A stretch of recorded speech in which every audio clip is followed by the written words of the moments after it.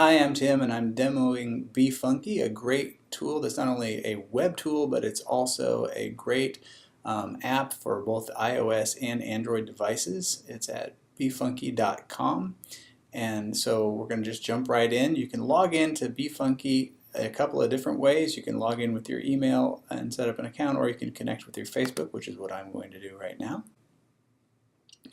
Once you're inside there and you have your account, and the reason you would want to do this is so that you could save the pictures that you edit and keep them stored. Once you do that, you can go straight into editing photos. When you click that, you're going to choose where your photo is coming from. You have a lot of different choices, including Facebook and Flickr and Picasa. I'm going to just grab one from my computer real quick, right off the right off my desktop. I'm going to open that up there. Oh, there I am. Okay. One of the reasons that I really like this for students is that they could create for themselves avatars or that type of thing if they want to. So when you first bring in your photo, the thing you need to understand is basically you're applying filters and tools to the photo, and each time you apply it, you change the photo a little bit, and then you can add another feature to it. So I'm going to start with a crop, and then constrain to a square, and let's say that that's what I want right there. Alright, and then apply. So now I have this photo. I have all kinds of resizing and color choices. I can blur, I can sharpen, whatever I like, but I'm going to jump right into some other choices. Right here, some featured effects that they have, and as I scroll through here, you'll see that there are a lot of different choices here of things I can attach. So I'm going to just jump right up here to grunge really quickly. I get a few different choices. I'm going to go maybe with this one right here. Ooh, that looks a little bit crazy. I can adjust the amount of the effect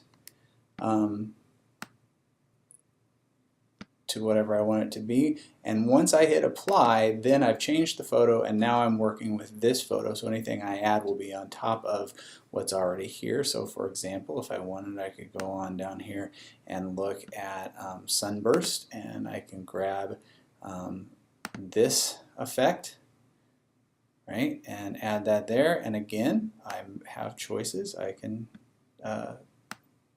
make some changes in terms of how much I want that effect to jump in, hit apply, right, and then I can also come in and choose some artier choices as well.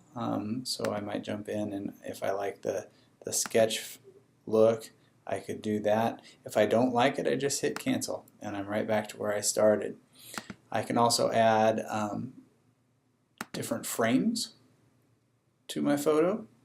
I can also add text.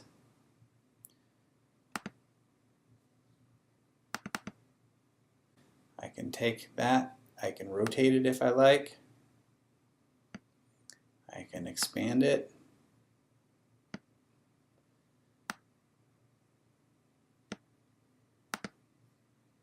Right? I'm going to go back. I forgot to save my frame. There we go.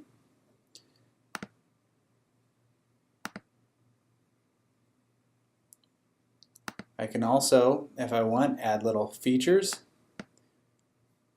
Here's a little guy there. I can again resize it, change the color, whatever I'd like to do there. I can also add textures if I like. But that's the idea, and then once I have what I want, all I have to do is go up to save, and I can choose to save it to my BeFunky account. I can save it to my desktop. I can save it and share it on Twitter or Facebook or Flickr.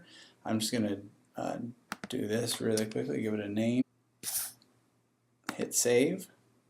Now I've saved it inside of my BeFunky, but I'm also going to share it on my desktop, and that's the file name it's going to give it. I can always change that if I want. And then I can choose, do I want a JPEG or a PNG file or that type of thing. I'm just going to save with the JPEG and hit save and use that. And now I've saved that to my desktop, and I can use that in all kinds of different projects.